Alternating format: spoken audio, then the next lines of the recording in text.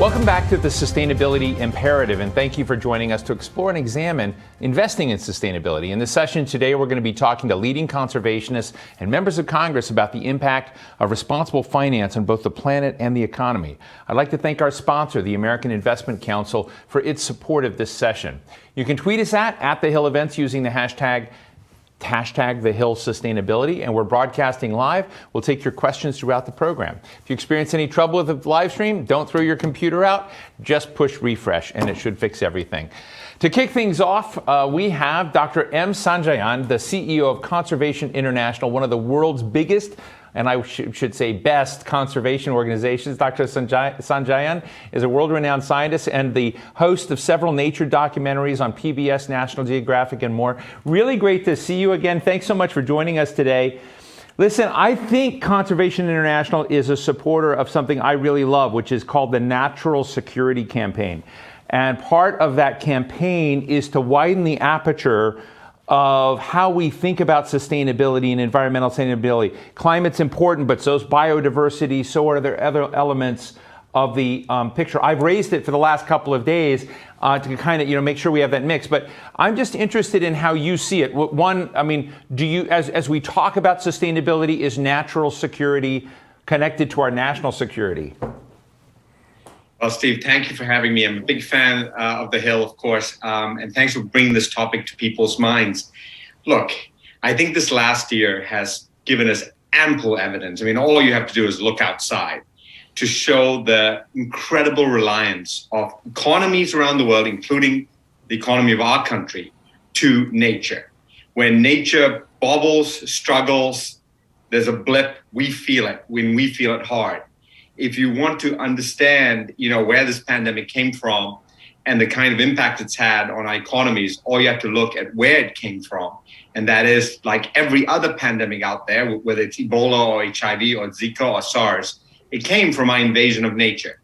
When you also look at where we go to find respite, all the trails, I live here in DC, but you get outside on a day like today, every single trail is full of people enjoying nature. So I've seen both sides of this equation. And one of the things that I have been really impressed about over the last 12 months or so is how companies, in particular, American corporations and others around the world, have really understood this message that protecting nature is ultimately about protecting ourselves. So the answer is yes, natural security is also about national security.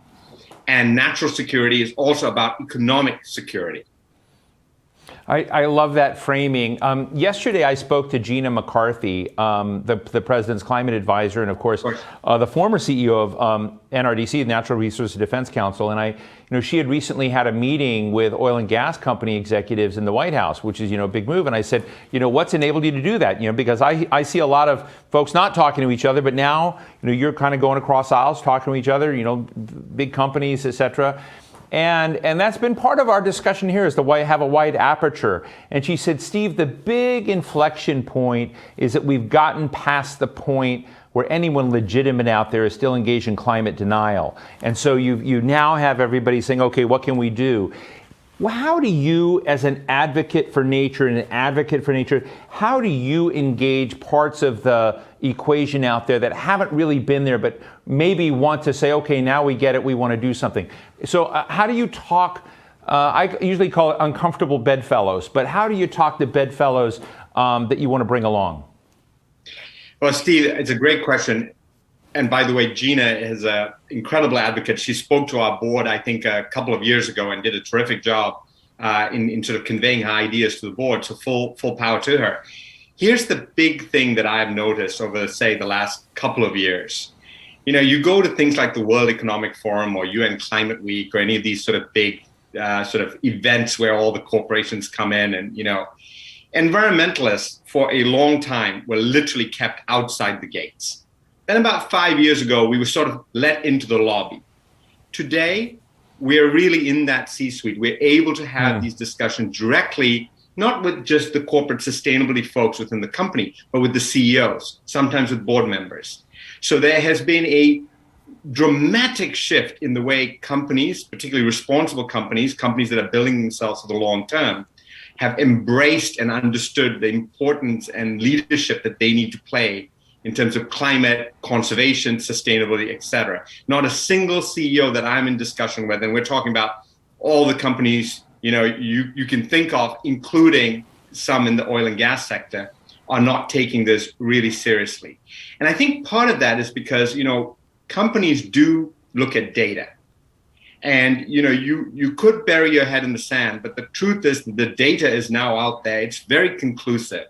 So the notion that there are going to be big Fortune 500 or big American companies that are denying the chance, the probability of climate change or the impact of climate change, or are not willing to take it into consideration, I think those days are long gone. Let me ask you bottom line is, I don't actually have, here's the amazing thing. Bottom line is, I'm not necessarily doing a lot of convincing. The truth is, some of these companies are coming to us in the conservation movement with bigger, more grander ideas than we are able to put forward. That is the God honest truth. It's kind of an amazing moment if you think about that, because finally we're starting to see solutions at the scale of the problem.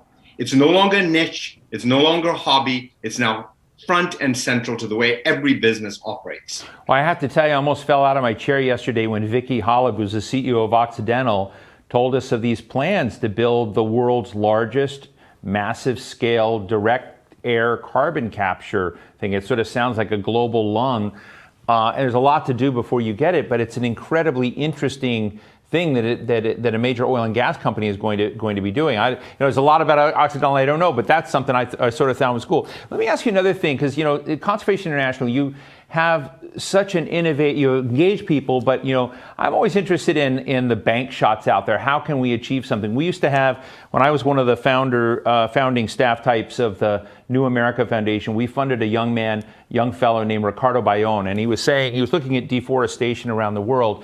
And he said the problem with deforestation, the reason deforestation happened is there's no price tag attached to it. There's no cost to deforesting. There's no cost to this. We have misallocated the way in which we price things. And right now, if you want to extract resources, there are real incentives and benefits of that. But if you want to wipe out nature, there's just no cost to it. So I'm interested, that was 20 some odd years ago when we were having that discussion. Has there been any way to begin looking at the behaviors that we worry about, say with the rainforest, with trees, with what's going on with droughts, and to figure out how to assign costs in a way that would get better behaviors from all the stakeholders? Yeah, great question. Look, I think we all know in our bones, I've known it as long as I've been involved in conservation, which is most of my life, that nature has value, has intrinsic value and has actual value to our lives. And if you really just think about, the table I'm sitting on, the cotton that I'm wearing, the air I'm breathing, the water I'm drinking, I mean, if you really look at virtually everything that is touching your life, you can see the connection to nature. Of course, being able to price it and price it accurately and then get someone to actually pay for it rather than kicking the can down the road, that's another question. I think the big turning point that has happened is really around carbon. Because carbon can be really measured in sort of very quantitative ways, tons of CO2, for example. And because companies understand the risk associated with it, we have now been better able to translate natural capital, if you will, into something that we can really quantify, particularly around carbon.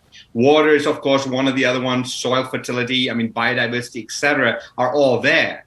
But I think carbon's given us the wedge, if you need, in order to make this link between, what we do and nature.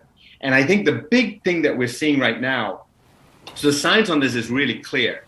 If we want to get to a livable planet, if we want to avoid the worst of the climate catastrophe that's before us and sort of get to the Paris numbers, keep the planet within, say, 1.5 degrees Celsius of warming or heating, you need to protect nature. If you do not protect nature, there's no way you can get to that. And in fact, if we protect and restore nature at scale, we can get about 30% of the carbon emissions reductions that we need by protecting nature, particularly tropical forests, grasslands, mangroves, et cetera. So now that we can create some numerical values to this, I think the ability for us to actually price it fairly, is there. Of course, there's one big challenge is even if we price it right, the most important thing is that the right folks should actually benefit from this. And one of the big fears I have with the carbon market is that communities, indigenous peoples who are living actually in the frontiers of conservation are going to get left out of the deal. Let me squeeze one last quick question in, Dr. Sanjayan. When you kind of look at the question of infrastructure, and we have the Biden infrastructure plan being debated today, there's a lot in jobs. And, as Gina McCarthy said, they're taking a whole of government and they're trying to embed into the system climate responsive choices in infrastructure throughout.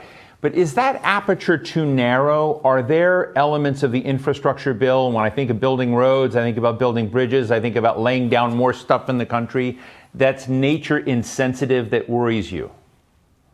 It's more than that. Yes, absolutely. So we have to build in safeguards for nature because, restoring nature is so much more expensive than actually protecting it in the first place. So without a doubt, roads, bridges, etc., absolutely need to safeguard nature, do no harm, and maximize that. And the technology is there, the availability is there. We got to make it law. But here's the other part. We can invest in what I call green-gray infrastructure. So infrastructure doesn't always have to be the built environment. Nature can be an unbelievable buffer against what nature has to offer to us, right? So if you think about mangrove restoration or seagrass restoration, that can harden a coastline frankly, better than a seawall can.